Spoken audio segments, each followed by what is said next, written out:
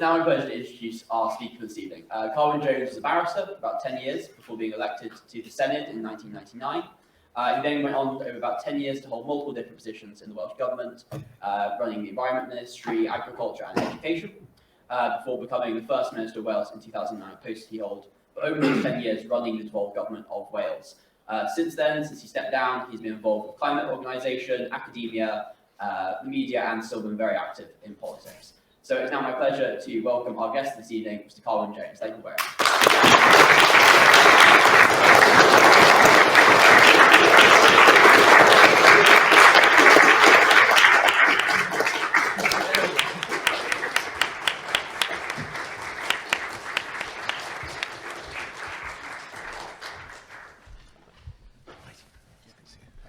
Thank you so much for joining us.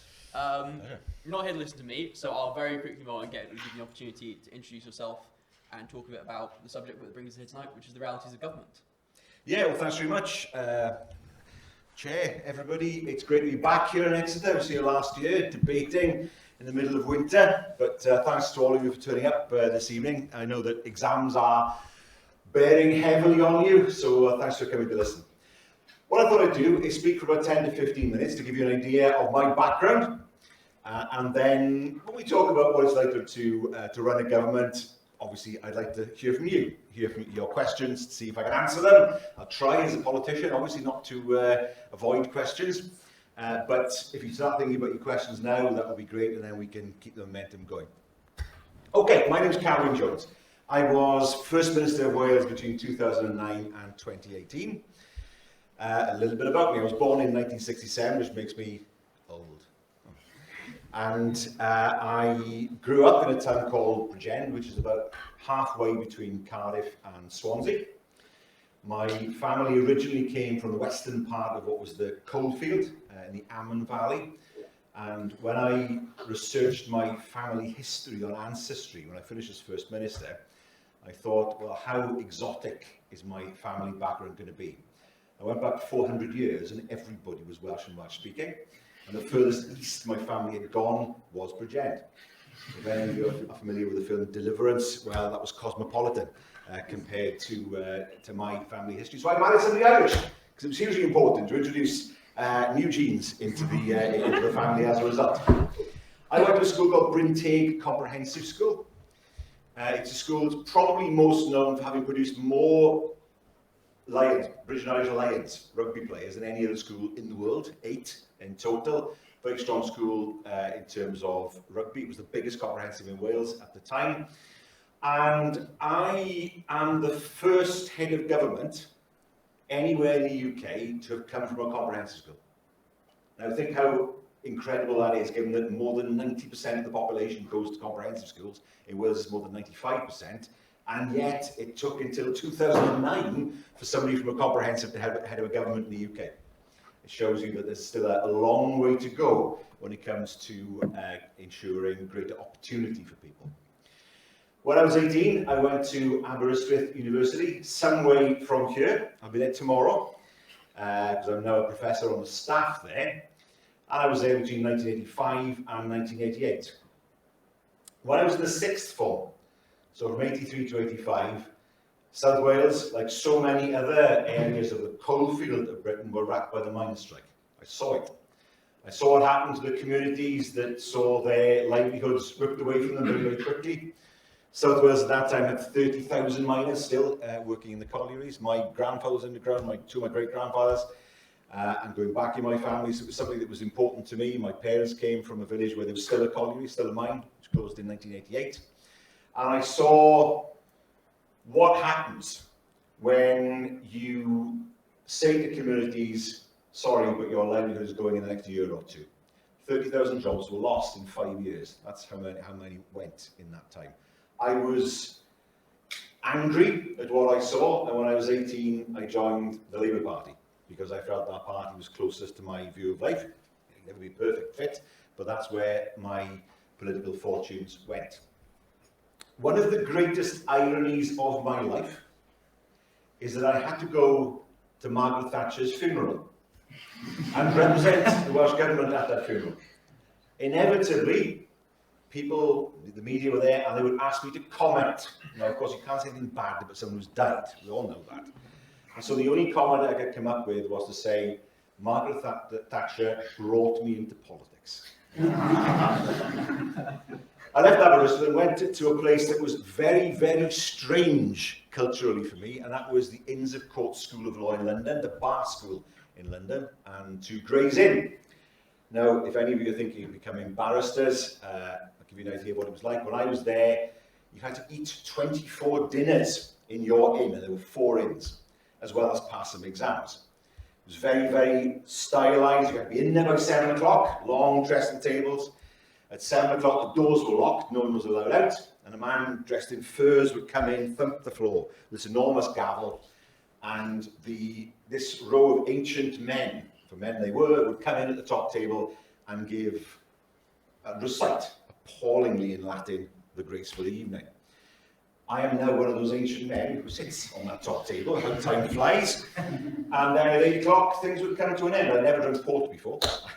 I never experienced that kind of formality before, but it was an education. I spent 10 years then working as a barrister in Cardiff and Swansea. I was a criminal barrister, so nothing too enlightened there, nothing too posh. It was all very down to earth, representing people. I could go on for a long time about some of the experiences that I had representing people at the bar. And in 1999, I was 32, I was elected to what was then called the National Assembly for Wales, a very different body to the one that exists today, Senedd Cymru, or the Welsh Parliament. It looked more like a council. It had powers that looked more like a council's powers. It basically had the same powers as a Secretary of State had in Whitehall. No lawmaking powers, couldn't pass bills, pass acts of Parliament, no revenue raising powers. In 2021, when I left a tax-varying lawmaking Parliament. That's how different the situation is now.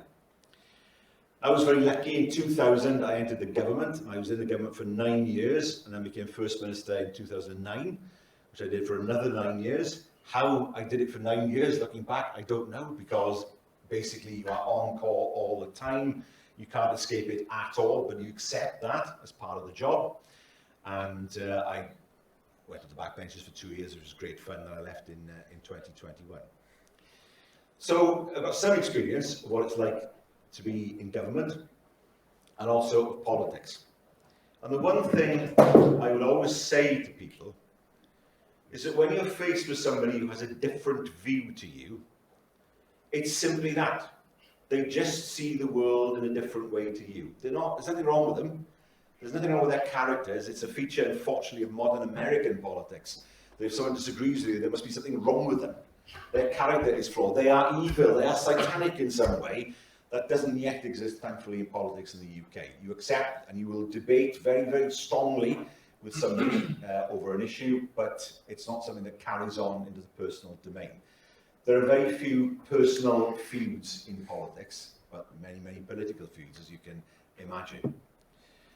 I'd also say to you, if you're interested in a career in politics, before you do that, get experience in helping people. Something that helps people, that solves people's problems. That ultimately is what politics is. It's not about people shouting at each other in the House of Commons. It's actually about helping people who are desperate, who come to see you. And we used to hold what are called constituency surgeries. We didn't operate, thankfully. And people would come with their problems. And they were often problems that they'd gone everywhere else to try and get a solution. And they would come to you. And we had one guy who was going to be made homeless within 3 hours. We had to find somewhere for him to live within 3 hours. We'd have other people who had problems that seemed intractable, or they'd say, we didn't know we could come to see you, can you help us? We could. That's what it's about. That's the bottom of the pyramid. And everybody, I believe, or most, not everybody, most people will go into politics with the ambition of making people's lives better. We all have different ideas on how that can be done, but that's where most people start. When I looked across to the Conservative benches in the Senedd, I didn't see people who were out to try and do people in. They just had different ideas as to what direction the world should go in and Wales should go in. And we would debate quite vigorously what that direction should be. Now, before I move on to questions, just to give you a little bit of history about the structure of the Welsh Parliament. There are 60 members of the Welsh Parliament. It's very small. Northern Ireland has, I think, 109, Scotland has 129, despite the fact it's not twice the size of Wales. It's quite small. It's going to expand to 96 at the next elections. You can imagine this is never a popular move to say let's have more politicians, but it's badly needed because there are bills going through that Parliament with 5 people scrutinising them on a committee. It's just not viable in the long term. And of that Parliament, there is an executive government, called the Welsh Government, headed up by the First Minister, the equivalent of the Prime Minister. There are ministers and deputy ministers. There's a maximum of 12 that can be appointed. And there's another official called the Counsel General, who's the closest we get to an Attorney General, the government's chief law officer, whose job it is to advise the government and is usually somebody who is a member of the Senate, but occasionally somebody from outside. So that's the way that the parliamentary system works. And when you're First Minister, you are, you've got authority, but you're the head of a team. It's a bit like being the manager of a football team. You put together the best team. It's not necessarily the best individuals. You need to make sure that people can actually work with each other and can form part of a team. If you've got 1 or 2 individuals who can't do that, they can disrupt the entire government. So you have to be quite ruthless. If you see people who are not fitting, not working with others, who are causing problems, they have to leave the government. And the most difficult thing that I ever had to do was to sit down in a cabinet reshuffle and explain to somebody, sorry, thanks for your service, but you're no longer part of the government. That's really, really tough to do. You have to be strong. You can't just give jobs to people because you like them. You can't run a dysfunctional government. It's absolutely imperative that personal likes go out the window and you look to build a team with the right level of team players, because ultimately you will be judged on how good your team is, how good your ministers are, not just on what your performance is like as First Minister. And that's the tricky task. You have your manifesto, that's your programme for government, so you know what you're going to do. You want to make sure that it's done, you want to make sure that all your ministers are pulling together and pushing the government's programme forward, and trying to pull all that together sometimes isn't easy, but nevertheless what you have to do, because that's what you have to do, because in 5 years' time, you will go in front of the electorate who will say to you, have you delivered on your promises? And the next question is always, what are you going to do next? People just mark up what you've done, and then they'll say, okay, what's next then? So you're always thinking about what to do next. What's the next thing? What's the next big thing you're going to do? What's the next policy or law you're going to bring forward to make people's lives better, or you think that are going to make people's lives better? So that gives you some idea of my background and a little bit of a taster on how government works. And the structure of parliamentary government in Wales is very similar to Westminster. Basically, it's a mirror image of Westminster. And some of the things you have to consider when you put together and hold together a government. That's the important thing. Always remember that most of the people you put in your government want your job at some point. And while most of them are happy to wait, that's not always the case. You've got to be aware of that. Always looking over your shoulder. There's that old adage that your opponents are across the floor from you, your enemies are behind you. It's not quite as bad as that, but nevertheless there are occasions when you have to put your foot down.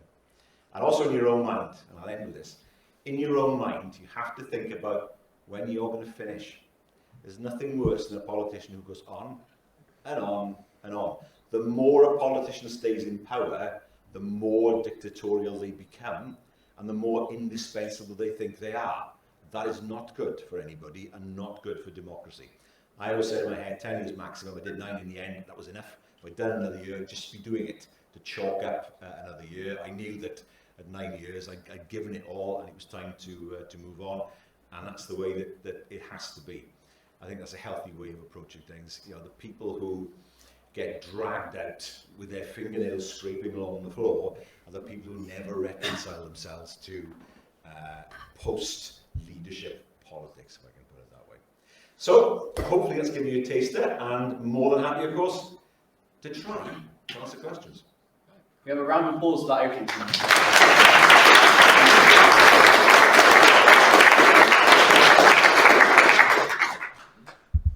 We'll start very briefly with a few questions from me, then I'll hand over to you all as quickly as possible because I won't go on and on. But I would pick up on a few things you said that I find really interesting. I think primarily the question you raised about government being like making the best team possible, and that's how you really get things done. But then also at the end there, having to hold together your government, and the fact that in a parliamentary democracy, you need to keep together the factions within your own party and the overall majority in the Senate, in this case, or in Parliament. How do you balance those two responsibilities, and how much do you think there is a trade-off between politically keeping them together and running the most effective government for the most effective team you can? Well, I was very lucky, and it's actually a feature of Welsh Labour, that there are no factions. There are people who have views, and there were people who support Jeremy Corbyn, those who didn't, but it never got nasty, and it never got to the point where if you were in one particular school of thought, you never got into government. The governments I had people with many different ideas within the party, and everybody accepted that. The key to keeping the government fresh is to make sure that you have reshuffles at least once every 2 years. Okay, I think once every 2 years is about right. You've got to give people time to settle into a new job, but people need to be refreshed. If you leave somebody in the same job for 4 years, they get bored, they get restless, they want to do something else. So I would have maybe 1 or 2 reshuffles in the course of a year. I'd never pre-announce them. I let the spread surprises. And some people would come in, some people wanted to leave, they'd say, I'm happy now to leave. Others were desperate to come in, they had the opportunity, and you would then try to put the right people in the right job to give them the right portfolio. And refreshing that government is really important. There's nothing worse than government that's exactly the same year after year after year after year, and there's never any change. That's when people start to get restless and start to wonder when you're going to leave the job. That's a really interesting perspective, because having heard other politicians' interviews had equivalent jobs to you in the other nations or in Westminster, one thing I've heard a few times is the problem with reshuffles. Every time you do one, you make new enemies, and it brings you a little bit closer towards the end. So it's interesting the other perspective. Well, I had to choose a government of 12 people from between 29 and 30, a pool of 29 and 30 people. So you can imagine if you annoy someone, it's magnified in a group that's that small. Now, it didn't happen. I never had that. I was fortunate I didn't have that problem. I didn't have somebody who was so annoyed that they went back to the backbenches and stirred up trouble and had support to stir up trouble. It's one thing for one person to do it. It's another thing for a group of people to do it. So, yeah, that's something you've got to manage. If you've got 300 MPs or 350 MPs, then if one person's annoyed, so what? But one person in a group of 20 odd is that's a different thing. And that's another thing you have to manage that's different to what you see in Westminster. Were there any times where there were policies or actions that you thought necessarily might have been the best thing for Wales, but which you felt you couldn't sell to the parties and couldn't sell to the electorate? The one regret that I always have, and this is not perhaps the most exciting topic, is that we've never managed to reorganise local government in Wales. We have 22 local authorities in the country, 3 million, that's a lot. Each of them with their own education department, their own planning department, their own social services department. It's a lot to ask some of those authorities to deliver all those services, given their size. We never managed to do that, because everyone said it's a good idea, but no one could agree on what the structure should look like. So that was the one thing, I suppose, that I regret. But otherwise, you have to be bold. Okay, now this will come as a surprise to you here, but in 2007, the smoking ban was introduced. It came in Wales 3 months before England. It was incredibly controversial. These days, when I was your age, people in here would have been smoking. Nothing would have been said about it. In the 1970s, yes, that decade of orange flares, and which I remember very well, you could smoke anywhere. I mean, smoking wasn't allowed, it was also obligatory. My grandfather smoked one after the other, even as he ate. And he went into hospital, this is true, he went into hospital in 1975 to have his gallbladder, which was a big operation, days before keyhole surgery. The rule was you could not smoke in bed. Smoke in the chair next to the bed, and the nurses would come around and light a cigarette. The doctors would come around smoking pipes on the ward, and at 6 o'clock, a trolley would come around selling Mackinson Stout because it was seen as a healthy drink, because it was full of iron. You could sit with a beer and a fag and not feel bored. That's the way things were in those days. And it was a hugely controversial thing. People have been used, over the years, the areas where you could smoke had diminished. I remember getting on a train in London in the 80s, and there was a smoking carriage on the train, and I thought the train was on fire. It was blue. You couldn't see the other end of it. That's the way things were. And that was controversial. The easiest thing in the world would have been, we'll step back from that, we won't do it, because we had lots of people, lots of Labour voters saying, I can't smoke in the club, I can't smoke in the pub, it's ridiculous. And yet now, no one would say, few people would say, let's go back to those days. So sometimes you have to lead the way if you think that something's right. Fantastic. On that and on these kind of policies, how as First Minister, did you come to a decision to make a change, and how does that come from your mind into actions on the ground? Okay, there are several ways where you get ideas. Firstly, ideas coming from within. Ministers will work on ideas, the advisors, the special advisors around ministers, they'll come up with ideas, but a lot of ideas come from things you've seen when you're visiting somewhere. I'll give you one example. We had a scheme called Jobs Growth Wales. I went to a couple of small businesses who were saying, we need to take somebody on, but we can't afford to train an apprentice, we've got the money to do it. Well, why can't we provide a scheme that allows people to train up apprentices so they then become employed? Now, you've got to be careful with these things because everything can be abused. But that scheme saw more than 85% of those who are part of the scheme move on to employment. And that's an incredibly high success rate and that all came from listening to the experience of people on the ground and then thinking, what can we do then to try and help them? It's the greatest skill of politics is not talking, it's listening. And picking up ideas and thinking, that's a good idea, we could do something about that, let's see how practical it is, and then moving it forward. That's what it's about. Your best ideas come from listening to people out there, members of the public, who will give you ideas that you can then move forward. Where a political party only listens to its own echo chamber, then that is never going to be representative of what the public actually want. That's great. One thing I'm really interested in is kind of the realities of power, as it were. So how do you, when you have this idea, get it to actually happen? Because in the end you are just one man in the room, and you need people to go along with you, and you need to bring people with you on that kind of journey. I mean, you'll have your elected mandate, but you need to take certain actions to get things done on the ground. You can meet a lot of resistance along the way. So what's the process really like? Diplomacy is important.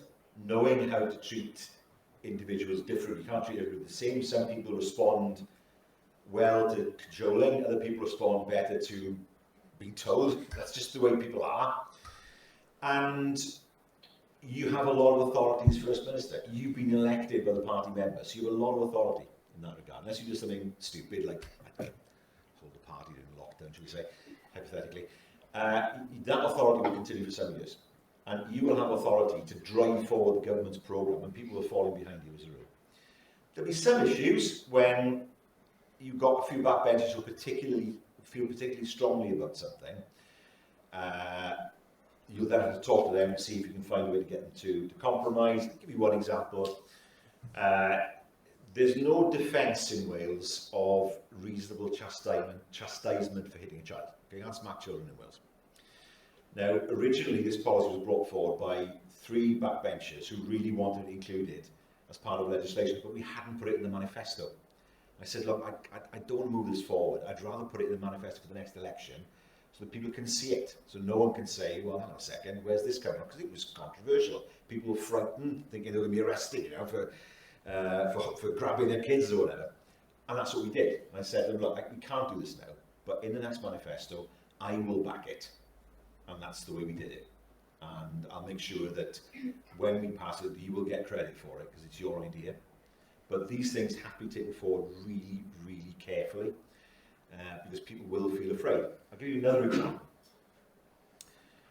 In Wales, if you've been resident in Wales for 3 years, then the consent regime for organ transplants is different than it is in England. In England, you opt in. You carry a card, donor card, and you opt in and say, I am happy for my organs to be, it's a horrible word, but it's what the medics use, harvested. In Wales, it's the opposite. The system is an opt-out system. So it is assumed that you're happy for your organs to be taken unless you opt out. It's not quite that rigid because, for example, if you have family who are really upset, you don't force the issue. Okay, and it's not that heartless. But we knew that there were lots of people out there who just never got round to signing donor cards whose families were saying, we know they were happy to have their organs taken, but just couldn't take them because they hadn't signed a document saying they were happy.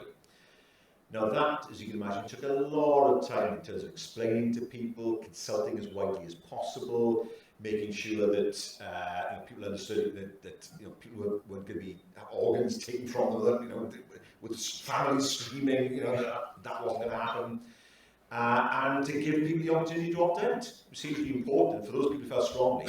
They knew how to opt out, so they didn't feel forced into doing something. Good legislation is not just properly scrutinised; it takes time to get it right. Rush legislation never works because sooner or later the holes in that legislation will become apparent. A lot of lessons I can learn running a society, I think. Two last questions to me, then I'll hand back over to the audience. So I think Shab got a right to get involved. I haven't got a file up here. The first thing, we're told a lot in elections that we should vote for policy and not personality. But in running a government, surely competence just matter, and there's a difference between someone who's good at running a government and someone who there isn't. So do you think there's situations where a politician who's competent, who you disagree with, is better than a politician who is less competent, who you might agree with? And how do you think that plays into our electoral system? I think the reality is that people don't just want to vote for a programme of policies. They will also look at the person leading a party and say, does that person look like a Prime Minister or a First Minister? If the answer to that is no, then you won't get their vote. It's that simple. If people don't feel that the person running a campaign and is saying, I want to be First Minister, if people don't feel that person has any credibility, or doesn't look the part, or isn't somebody who inspires confidence, they won't even look at the programme. That's the reality of it. So we all say in politics, it's the principles and the policies that count. We all know that's not the case. Politics has become far more personality driven than it ever was. Tony Blair started it. It started with him. He was much younger. He was 44 when he was First Minister. When he was Prime Minister, that was much younger than anyone had been. For years, it was assumed if you were Prime Minister, you were in your late 50s or mid 60s before you took the job up. And over time, then people started to look to focus more on the character and personality of a party leader, in tandem with, or even ahead of, the policies that person is promoting. And do you think the electorate is, I don't want to criticise them, but any good at making that distinction between character necessarily and ability? People vote in any number of strange ways. Right? We talk about the left and right in politics. People will vote, UKIP one way and the Lib Dems the next. It's that the public don't see it that way. They will vote in any number of strange ways, and people will vote on the strangest issues. They'll not vote for a party if they don't like the person who's leading the party. That's or they won't vote, for example, and that will often happen in politics. And I remember knocking a door once. I'd have been in my late 30s then, and I knocked the door, and it was a council election. And I said, "Hello, I'm Carywn Jones." And the man said, "Oh, I know who you are." I thought, that's a good start. I never voted, he said, and he was in his 70s, I'd say. I said, "Can I ask why you don't vote?" You're all the same, you politicians, all the same, you all want one thing. And I thought, this will be interesting. Okay, what's that one thing? He said, "You all want a big funeral." Now this, I thought, you all have to own the take, you all this, that, and the other, you all control the WEF or whatever you want, right? Name it Illuminati, whatever you want. No, he said, "You all want a big funeral." I said, "Well, hang on." I said, I'm 36, 37. I hadn't thought that far. And he said, "You're carrying a bit of weight, you could drop dead tomorrow." I didn't really carry on with that. And then the next one, literally the next door, you have to know a little bit about South Wales to understand this next one. Knocked the door. Man opens the door and says, Carywn, I've always voted for you, thanks very much. Never again." I said, "Oh, can I ask why? Well, he said, I turned on the TV and there was a rugby league match on the TV and you were in the crowd. Now, there's an ancient rivalry between rugby league and rugby union, for those who don't know, but I'll give you some background. And I said, well, hang on, we've got a team in Bridgend now, it's a professional team. Oh, he said, you can't go to a rugby league match. If I see the rugby league match again, I'll never vote for you. I said, come on. I said, all that rivalry, that's all gone now. Both games, they're both professional. No, he said, you can't be Protestant and Catholic, he said. If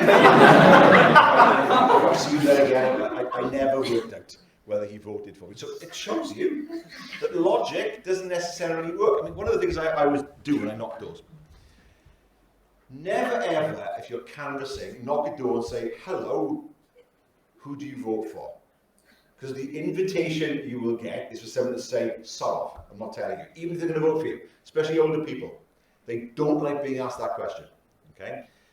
Also, never ever knock the door of somebody who's older than you and call them by their first name. Never do it, right? That's not the way it works. Mr. whatever you got, right? Because you have their name on the electoral register. The way I always did it was, if I walked into a house where there was a really well-kept garden, the first thing I'd introduce myself, and the first thing I'd do was talk about the garden. Lovely garden, a camellia bush, isn't that all yet? And you talk to them about that first. If there's a dog there, you talk about the dog, even if the dog's at the end of a long chain. You talk in the mouth and you say, what's that breed? Well, it's a Zambian killer, or whatever you want. You think it's baring its teeth at you. It's a lovely dog, very well natured. And talk with the dog. And then I used to say, well, tell me, would you normally think of yourself as a Labour supporter? If the answer is yes, the next question is, are you still with us in this election? If the answer is yes, you've got your answer. You haven't asked them who they're going to vote for. If they say no to the first question, you say, well, what can I do to convince you this time around then? And that's the way to do it. But I've literally seen people knock the door and say, hello, I'm from the Labour Party, who do you vote for? Mind your own business.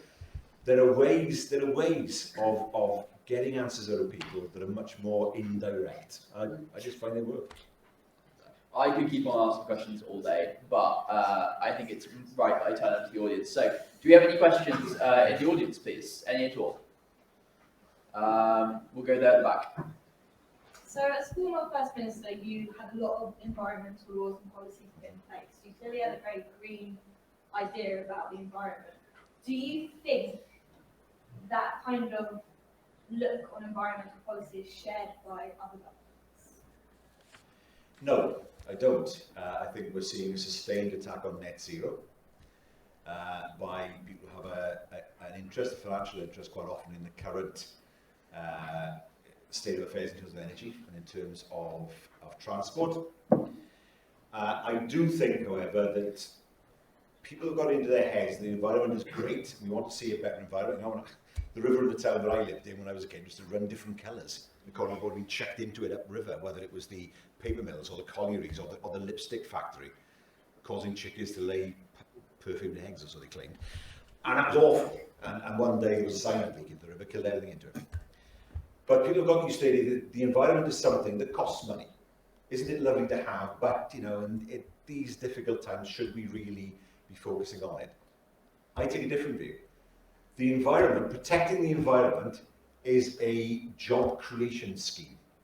Why do I say that? If we look at green energy, there are huge opportunities for creating green energy around the UK, the jobs and the skills that go with that green energy, building the floating offshore wind turbines, maintaining them, making sure that we have a sustainable energy infrastructure in the future. That's a way of creating jobs. And I don't think enough has been done to say to people, green investment is not just good for the environment, it's good for people's pockets. It's something we should be promoting, not because it's the right thing to do for future generations, and we had the Wellbeing of Future Generations Act that we passed in the Welsh Parliament. But it's also something that will create sustainable jobs in the future, jobs that are not here today, gone tomorrow. The wind will always be there. The tides will always be there. Coal is not there. Winnable coal is not there anymore. If you look out at sea on the west coast of Devon, you see the Bristol Channel. That stretch of water has the second highest tidal reach in the world. In other words, the difference between high tide and low tide is 10 meters. There's a huge amount of energy that could be harnessed there, and it hasn't happened yet. Why? No one's had the vision.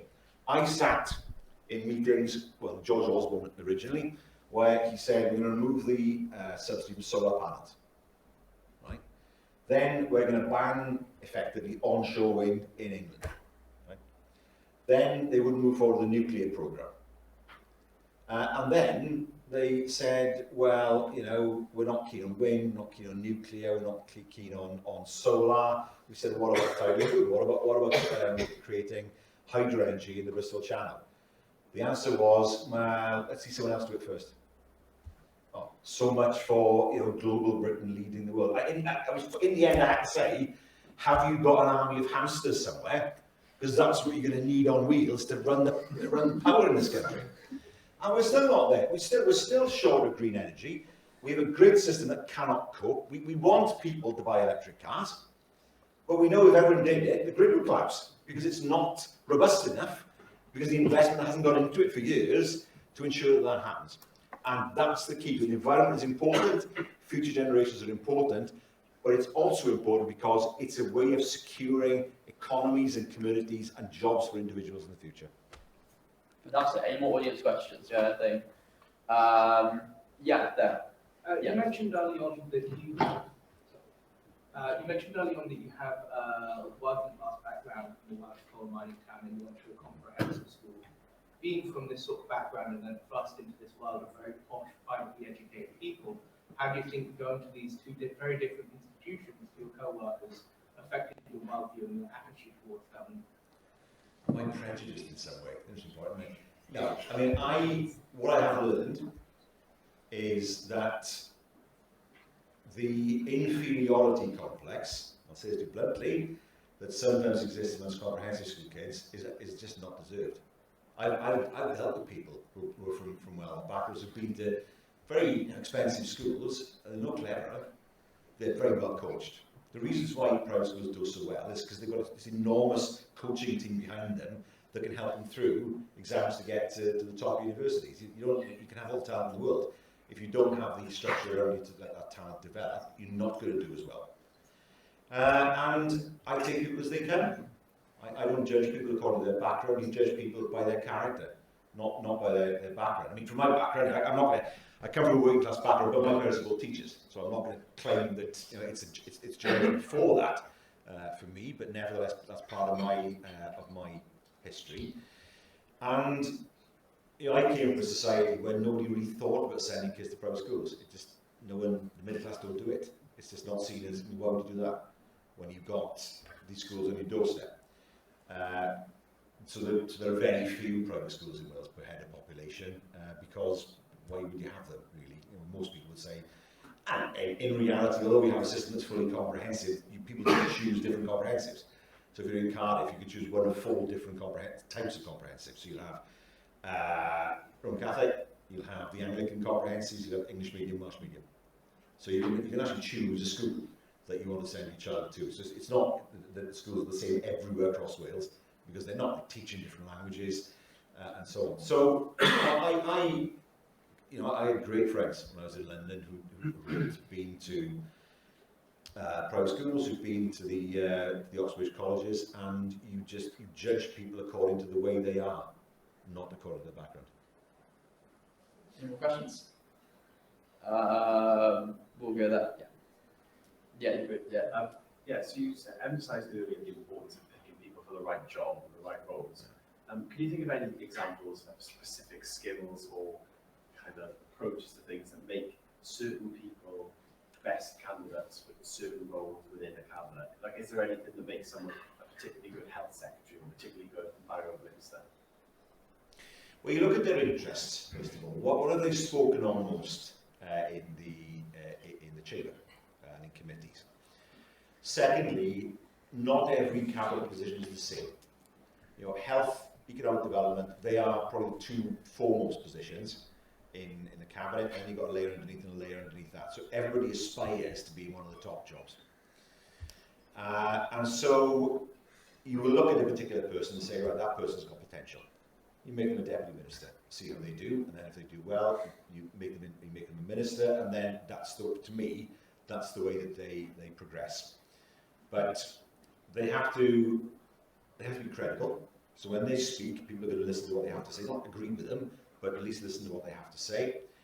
They're going to challenge when they need to challenge. So you will get advice from civil servants, but that doesn't mean you've got to follow it. You will look at it and say, well, I don't agree with that, and you will challenge civil servants and say, why can't we do this? Why can't we do that? That's healthy. They're part of the debate. So you need people who aren't just going to roll over and follow whatever advice they're given by the civil servants that advise them. That's important as well. And you also, to my mind, you need people who can keep their cool in a crisis. You do not need people who are going to be on Twitter all day. I always say to people in my government, you're off Twitter, that's it. Do not go on Twitter. The government tweets. Your department tweets. You tweet as a minister, you never tweet as an individual. Because you just they spend all day on Twitter, answering trolls who you can't win against. Whack-a-mole, that one, another one comes up. It's pointless. And so for me, you look for that as well. Have you got somebody here who can keep their calm in a crisis, and you never know what's going to be around the corner? How will they handle it? That's an important quality as well. And sometimes you never know until someone's in the position. Some people do a lot better than you think, and others don't quite make it. Can I follow up on that quickly? Because that's something I hear a lot about our system, compared certainly to like an American system, is why are the people we're appointing to run the economy, run healthcare, for example, why are they career politicians whose abilities come from campaigning or speaking in the chamber, which don't necessarily translate to running massive departments? Do you think there's a value in the fact that they're from those backgrounds, or do you think an American system where you have professionals from those areas is better? Well, I mean, the American system is More the president appoints a cabinet is partial. I mean, they're Yeah. not necessarily the best people. They're just like, I mean, if Donald Trump wins, I don't think the cream of America would be in the cabinet. It'll be who's ever loyal to him. That's just the way, and it works the same way here. And let's be honest, I didn't sit down and think objectively about it. Well, you do look at the way people are as well. Otherwise, I'd be inviting people in from other parties, wouldn't I? Now, bear in mind that ministers are there to represent the public interest. So they are there to scrutinise and take decisions on behalf of the public, to make sure that the system does what the system's meant to do. It's not that easy. You would think that if you're a minister, you say, right, I press this button, and then a light will come on. No, you press a button, and then at some point, weeks, months later, this light appears from somewhere. It doesn't work. It's not like a lever that you pull and everything happens. It does take time for things to work out. But that's why we have government. Ministers represent the public interest, and in doing so, they are in turn responsible to the Senate, the Parliament, who are elected by the public. So you do have to have people who are expert, and they're there to advise, but ultimately you have to have people who've been put there by the public to take the final decisions, because they are the ones who are responsible. They're the ones who are going to carry the can as well if things go wrong. More questions from the audience then? Yeah, there at the front. Because so just for a little bit of context, with the plans to expand the Senate, it's going to add a lot more representation for like the rural areas of Wales, but it's also likely to cost like millions, paying like 30 more full-time Senate members and like refurbishing our government building to like accommodate this, which is especially controversial given like the national crises which disproportionately affect these areas, like cost of living and access to health, which could use that funding. In your time in government, how did you manage the trade-offs like these between representation and provision of public service? You have to bear the context in mind.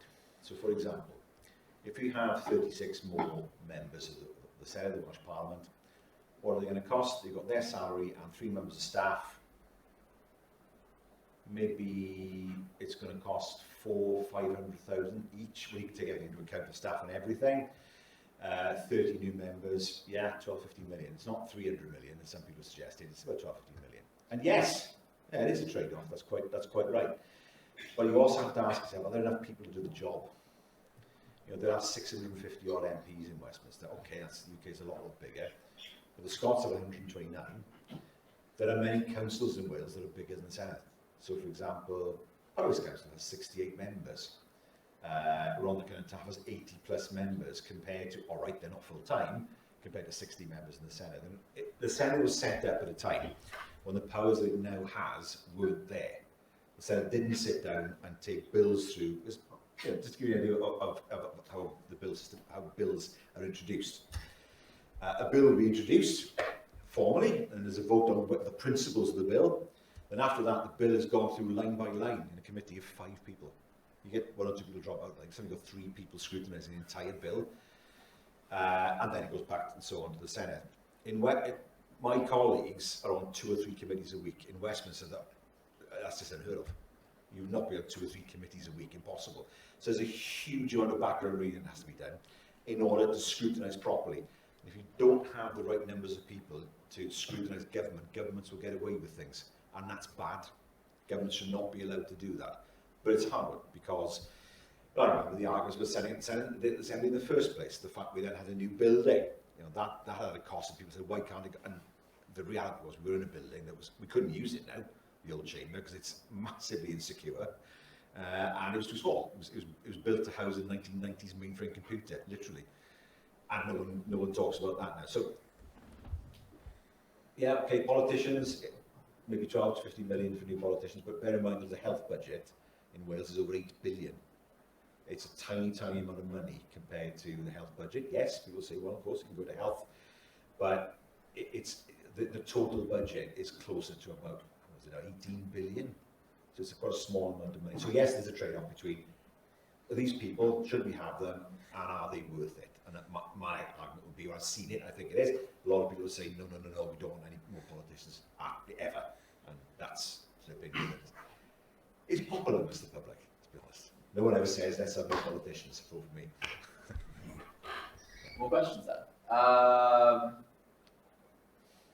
Right at the very back, yeah. What do you think was the biggest challenge facing your first ministership at the beginning of your tenure, and the biggest challenge at the end, if it changed throughout your tenure? The challenge was always money. It's always money. When I started, Gordon Brown was Prime Minister, but it was in the aftermath of the financial crash of 2008. From 2011 onwards, the budget got smaller and smaller and smaller and smaller. So, for example, the Welsh budget is probably about 3 to 4 billion lower than it should be if it kept up with inflation. And of course, with a smaller budget, especially when you've got one massive department, health, that takes up almost half your money, it's really difficult to take decisions. You have to prioritise. You can't just say, we'll cut all over the place. That's not strategic. You have to say, this we're going to keep, this we cannot keep. And that's what we did the entire 8 years. My first years in the Assembly, it was great. Every year there was more money. It was, we could allocate the money. There'd be more money for health, more money for education. But that got more and more difficult as time went on. Of course, it's just as difficult as it ever was. Brexit hasn't helped. The money that Wales had hasn't been replaced with Brexit, and that doesn't have an effect in terms of everyday revenue costs. That has an effect in terms of the amount of capital money you have to finance projects, and that hasn't helped either. So it was always a question of each year we're going to have less money. So each year, how do we prioritise what we think people want us to prioritise? And unfortunately, there are some things there that we can't afford to fund. More questions, please? Yeah, that's back. My question really follows on what you just mentioned about the complexity between your government at the time and maybe the interests of White Westminster. To what extent did you feel that pressure was maybe not aligning very well with the bureaucracy of Whitehall? How did you manage to juggle all these expectations? Whitehall isn't one single machine. Some departments are better than others in working with us. The worst was the Home Office by far, because they just couldn't and didn't understand devolution. DEFRA were very good by comparison. So it wasn't as if, and some ministers were better than others in working in different parties. It wasn't always, yes, we had our political battles, we didn't spend our entire time just trying to throw bricks at each other. So, for example, we signed 2 city deals. Funding from Welsh Government, from local authorities, and from UK Government. I signed one with Theresa May, and the other with Stephen Carywn at the time, was Secretary of State, and we did that cross-party because it made sense. Why wouldn't we? We all agreed it was a good thing, so why wouldn't we do it rather than think, oh, in the States, because we would have done it, because the other side had the idea, but we did it. So that will happen. You do get that level of cooperation. I remember post-Brexit, there was a huge debate about where powers should go when they came back from Brussels. The argument in Westminster was, well, they'll all come here and then we'll decide where they go. Our argument was, well, hang on a second, if it's devolved, they don't go to you, they come straight to us. And this was an issue. So I sat down with David Lidington. David was the Deputy Prime Minister. And we sat down and we worked it out. We both took a reasonable position and we said, okay, look, whatever should go to Westminster, let it go there. Whatever should come to Wales and Scotland and Northern Ireland, let it go there. And then there was a third category of things like agriculture and fisheries, where you need to have some kind of commonality across the one market of the UK. So, yeah, you've got agricultural subsidies, but you have a common set of rules that everyone follows. Otherwise, it was an outrage just for that to happen, because if you get into a battle over funding, the biggest always wins, and that's not us. So we took a category of things like agriculture and fishing, put them in a cupboard over there. We said, look, we'll carry on as we're doing now, and then we'll pull them out the cupboard, and then we can all agree on a way forward. Not easy, because Scottish government was never keen to agree anything at all with the UK government on anything. So you can get that level of working. It's not always a case of we spend all our time hammering each other. Yeah, there's politics and debate. But on the other hand, when as the public should rightly expect, they want politicians to work with each other when there's a common aim, and the last thing they would want to see is that being destroyed because you're in a different party to me. Full stop. So it varied. The experience varied over the years. So even if there were a smaller allocated budget? Yeah. Oh, we constantly had to go with more funding.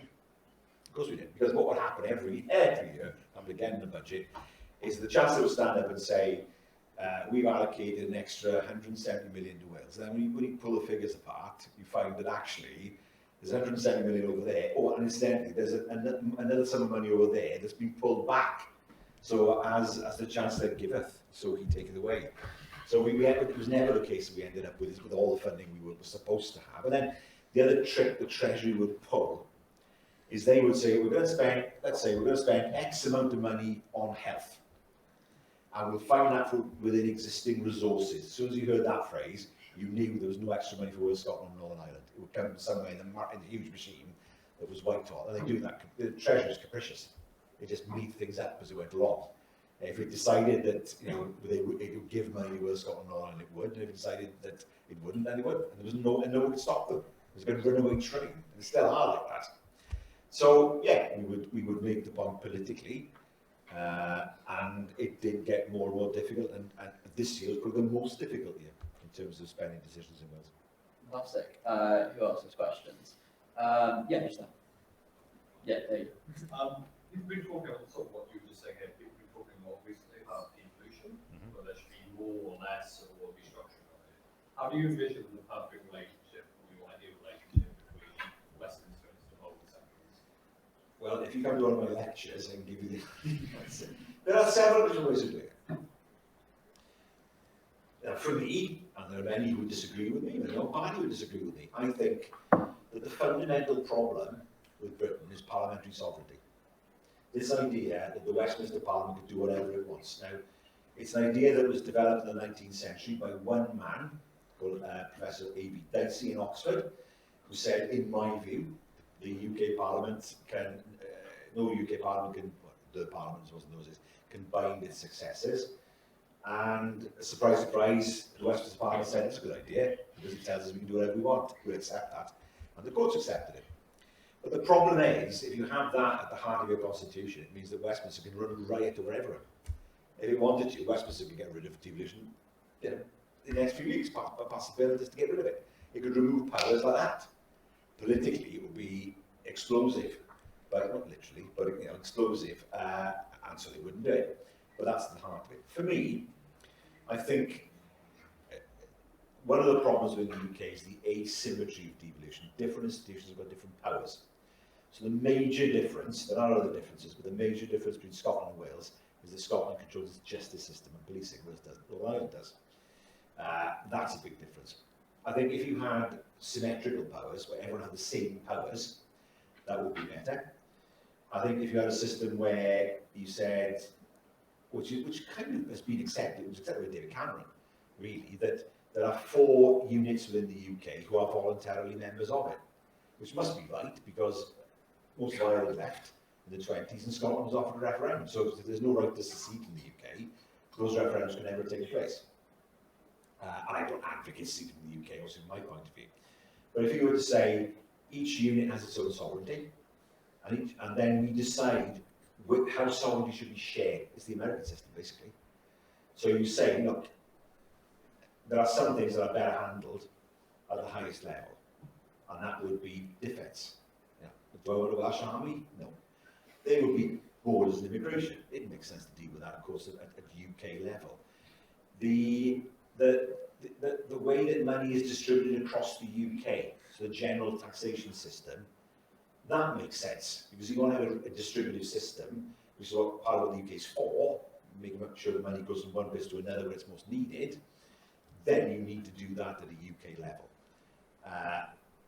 But as long as we have them, it's not going to change overnight, no matter what I say, as long as you have a system of parliamentary sovereignty, then inevitably you're never going to get legally a stable form of devolution, even politically you might get there. And this is not going to change overnight, because you get into debates about written constitutions, and that's not going to happen overnight. This is a really complicated area. But ideally, in an ideal world, that's what I'd say. Right, a few more questions. Go, yeah, down the road. You know how Wales has its own education curriculum? Do you agree that Rishi Sunak should force Welsh students to do the maths and English at 18 or not? No, I think when you get to 16, you have to decide you want people to stay in either work or apprenticeship or college, FE college or sixth form. I think you need to make sure that people do at that age what they feel they want to do. And if you have somebody who wants to be an apprentice of any kind, and that's what they want to do, why force them to stay on in school for no real reason, for no good reason? So for me, I think 16 is the right time to say, okay, you're at the point in life where you can be, you never know at 16, you haven't got all the experience in the world, of course not. But that's the point in life where you start to work out which direction you want to go in. And that doesn't mean staying in school till you're 18. There are other educational opportunities that offer themselves as well. Fantastic. Yeah, just no, So you've been a member of the Labour Party since age 18. That's about 38 years of party experience. Yeah. Have you ever found yourself questioning your party membership, whether that be for decisions made by Welsh Labour or decisions made by UK Labour? Has that ever come across your mind? No, I've had my disagreements. You can't always agree with everything your party does. I mean, we're not automatons at the end of the day. If you join a political party, you can't agree with every single thing that political party says. You join a political party because they are closest to your viewpoint. Jeremy Corbyn was the leader of the Labour Party. His politics were very different from mine, yet we actually got on quite well, personally. And it wasn't my job to try to undermine him. It wasn't my job not to work with him, and I did work with him.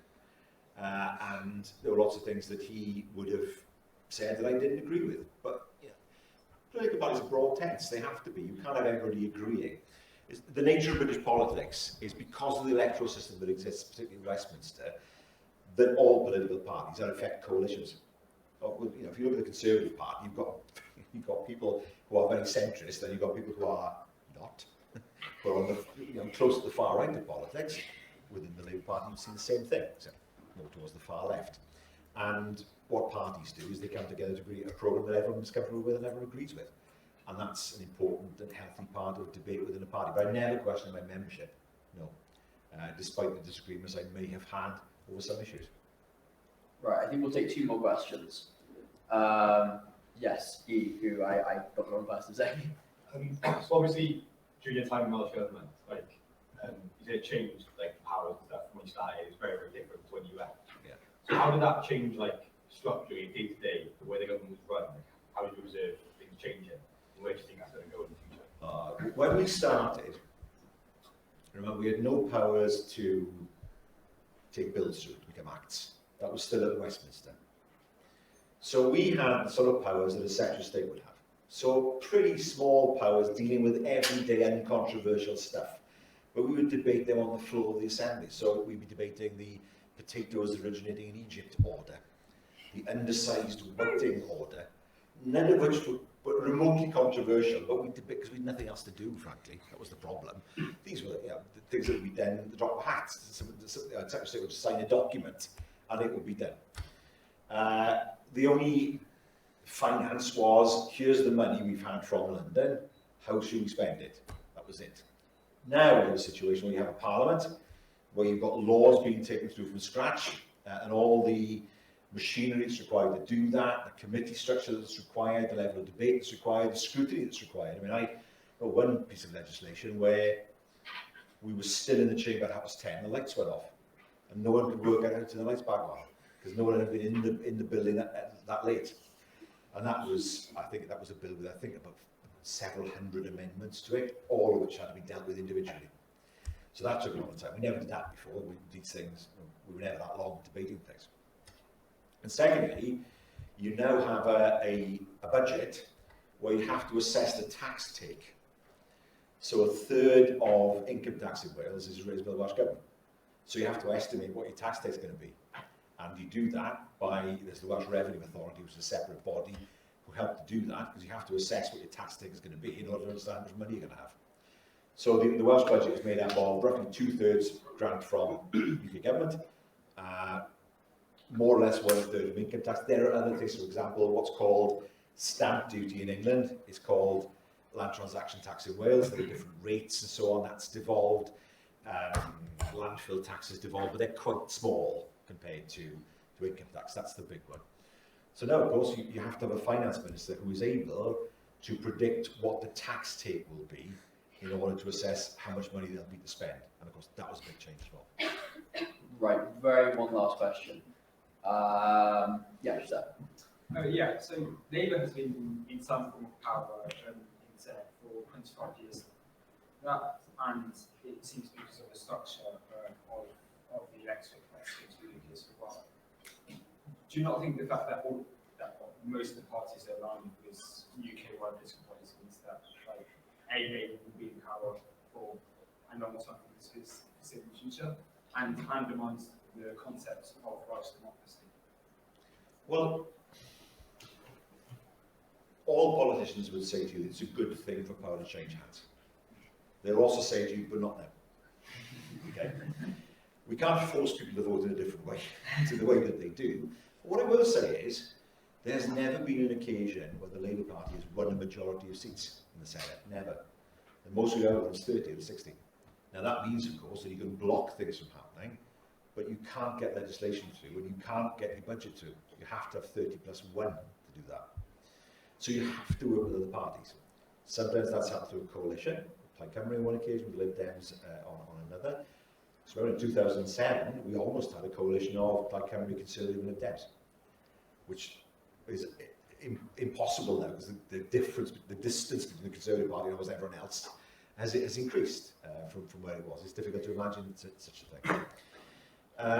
So there is a culture of cross-party working in Welsh politics. It's not monolithic. It's not all decided by the Labour Party. So with a lot of legislation, the first thing you would do is you would go, I would send out the Conservatives, what do you think of this? Now if there's something we know they're not going to agree with, they'll say, that's right, we're going to oppose it, fine.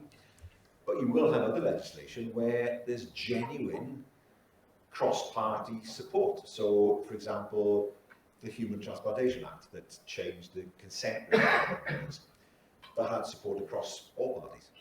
And the way that support was garnered was during the scrutiny process, the areas of concern for some parties were identified and dealt with. So we ended up with legislation that was passed, it wasn't passed unanimously because there was a free vote, I think, on the Conservative benches. It wasn't done on party lines. So there's a much stronger culture of inter-party working in Wales than there is in Westminster, because usually in Westminster one party is in power with a substantial majority. Not always. It didn't happen in 2010. We know that. It didn't happen at least twice in the 70s. But usually there's enough of a majority to govern. You don't have to talk with the parties, usually. But in Wales, because of the system we have, because it's really hard to win a majority, you have to take at least one other party with you in order to get legislation to get your budget through. Thank you so much. Right, there's 3 tasks left for me. First is to hand out the wine. I'm going to give it to the individual at the very back who asked a very interesting question about the challenges facing Carywn at the start and end of his term. So can we have a round of applause for that question?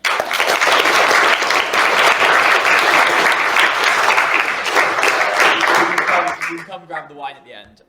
Secondly, remind you all, we'll be heading to the Ram. You're all very welcome to join us there. We'll probably be there for a couple hours, so please do come along. But finally, just say thank you all so much for coming, and particularly a thank you massively to Carywn for joining us this evening. Can we have one last round of applause, please?